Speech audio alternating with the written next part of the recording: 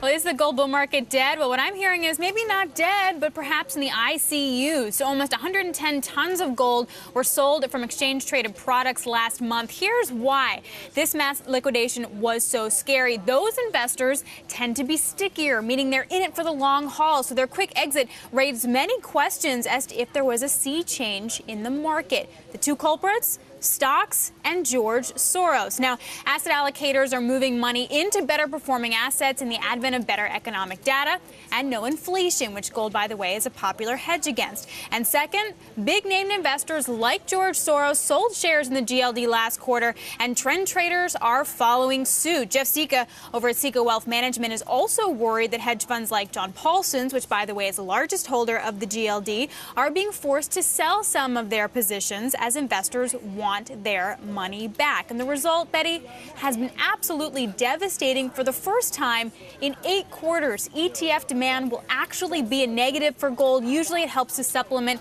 weaker physical demand. So what is next for prices? Well, possibly a retest of 1525 among some technical analysts. UBS says a close below 1571, kind of where we're trading around right now, means there's space for fresh downside. Now, the good news for gold bugs, despite this mass liquidation in the ETFs, the gold price has actually stabilized, which means that there were buyers coming in on this dip. Also, gross short positions are at the highest level in 14 years, which means that any kind of good news, in gold's case, perhaps good news is bad news, could trigger a short covering rally for the safe haven asset. Basically, those traders now being forced to buy back those positions. Like I said, Betty, maybe not dead, but just in critical care.